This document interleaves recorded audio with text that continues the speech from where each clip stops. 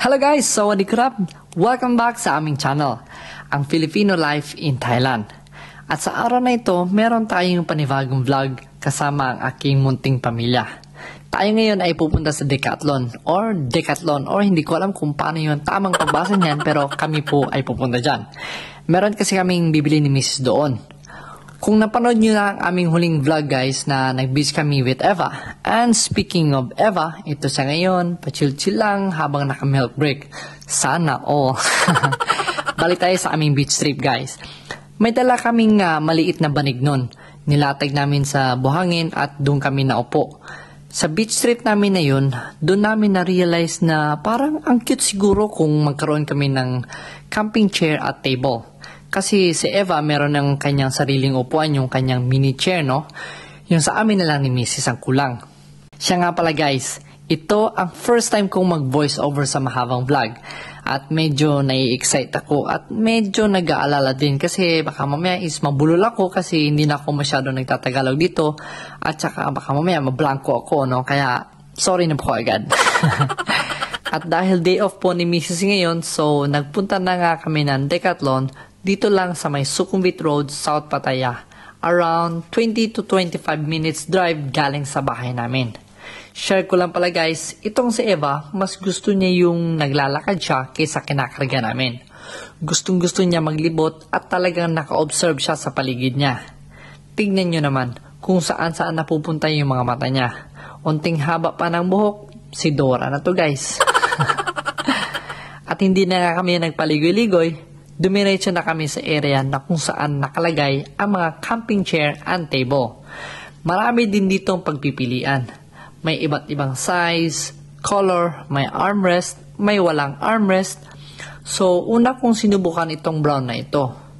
Okay siya. Komportable siya upuan, may tumbler holder, at may armrest din. Gusto din umupo ni Eva. Kaya, check natin kung approve niya ito. Mukhang hindi siya happy guys. Tara, lipat tayo. Doon naman tayo sa kabila. Mukhang maganda ang color nito at saka sakto lang ang size. Tignan nyo yung kamay ni Eva. Chine-check niya din talaga yung feature ng upuan, no? Parang expert lang eh. Mukhang di pa siya tapos guys. Mukhang di siya happy. Ano tingin nyo? Alam nyo guys, si Eva madaling maboard yan. Hindi nakakatagal sa upuan. Tignan nyo maya-maya, magpapakuha na yan.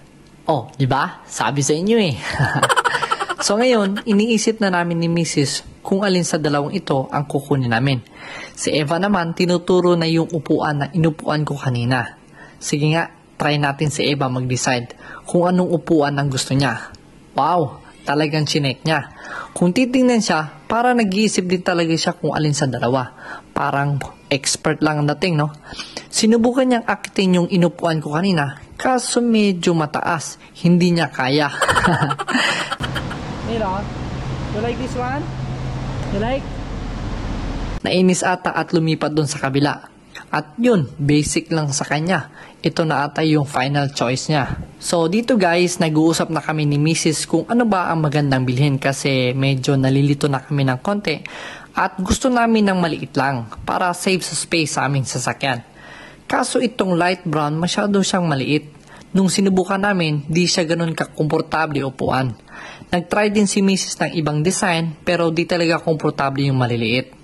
At habang hindi pa kami makapag-decide kung anong upuan yung bibilhin namin, umikot muna kami at tinignan itong mga folding table.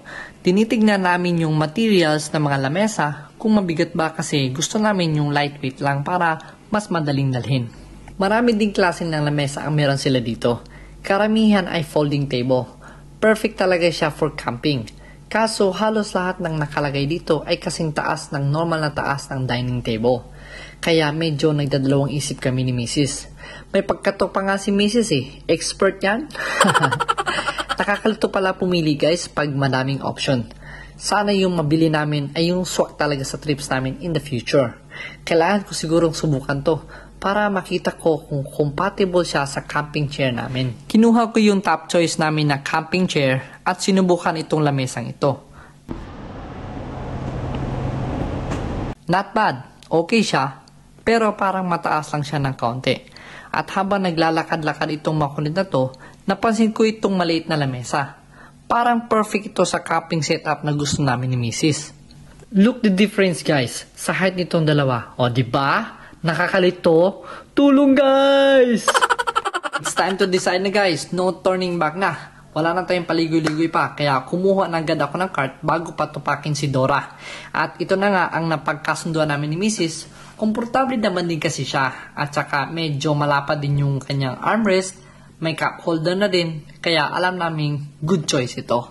At nakita ko naman itong lamesang ito, katulad siya ng design ng puti kanina, pero ito sa ibang kulay naman, dark gray naman siya.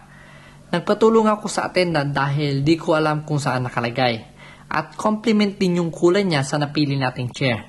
Kaya binili ko na din. At ito nga po pala ang dahilan kung bakit namin sinama sa Eva.